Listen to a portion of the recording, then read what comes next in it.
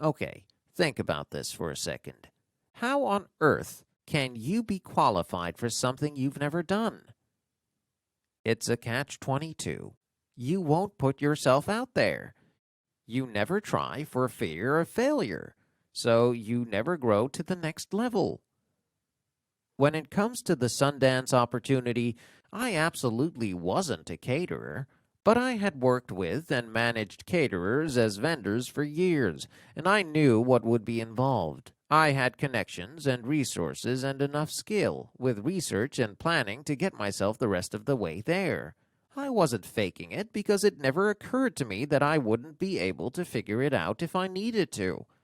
I had years of practice to back me up. Certainly nothing at that level, but I was confident that I hadn't ever let a client down, and I certainly wasn't about to start. I would never take money from someone for a service I didn't have the ability to provide. But I also would never have been able to grow my skill set if I hadn't continuously pushed myself to the very edge of it. That single Sundance event launched my business into an entirely new level, just as I had believed it might. I turned that first year as a caterer into the next year as an event planner. Soon we were producing lounges and events for every studio and brand that wanted to celebrate in Park City. Sundance became my most profitable contract. In fact, it's what paid for the start of the Chic site and hiring staff when I finally decided to transition into this space. So many good things came out of a willingness to act confident even when I didn't always feel confident. It's like anything else. You can make yourself feel anything you set your mind to as long as you back it up with action. I acted confident in what I could do as an event planner, and then I backed it up with research and hard work to arm myself with the skills necessary to pull it off. Who you hang out with. I know I've already touched on this a bit with the whole you become the 5 people you hang out with most topic, but it bears repeating here. Years ago, my sister had graduated from cosmetology school and was unsure where to go from there. She liked the idea of working in the beauty industry in some capacity, but she wasn't confident about building up a client roster in this new industry, a must for any hairstylist.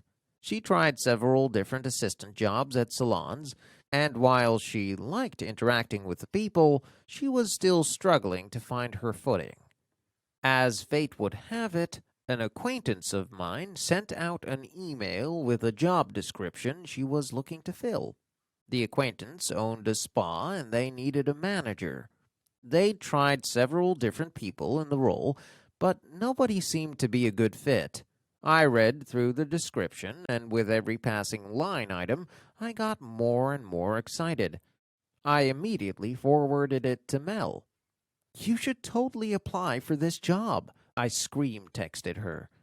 She still wasn't sold on the job she was then working in the salon, so she went ahead and pursued, and subsequently landed, this role as a spa manager. She was so nervous that first week about how it would all work out. She was new to LA and still learning to navigate the traffic and fast pace, and like most LA newbies, she was a bit intimidated that she wouldn't dress right or speak correctly in this fancy spa near Beverly Hills. A few weeks into her time there, I received an email from my acquaintance thanking me profusely for sending Melody her way. She could not stop singing her praises as an exceptional employee. This didn't surprise me at all.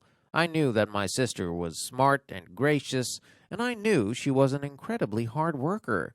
What was surprising is what happened about 6 months later. Melody became a totally different woman. She was calm and poised and totally confident in herself and her skills. She wasn't anxious anymore about her new city or her new role or what she would do next. She wasn't afraid to give her opinion, and she didn't worry about what people thought.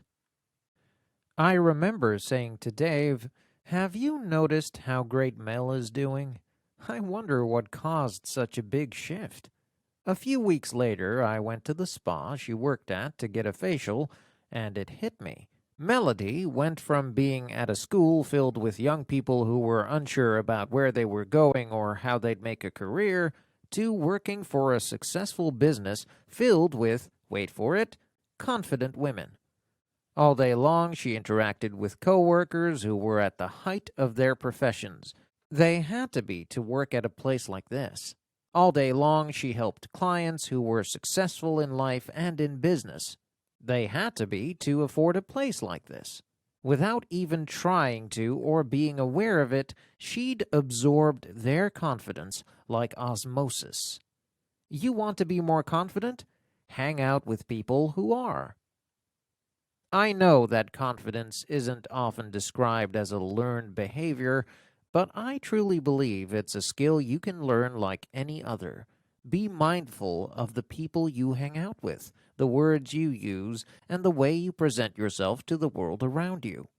Pay attention to the times or the circumstances that make you feel the most self-assured, and then work to cultivate more opportunities like those.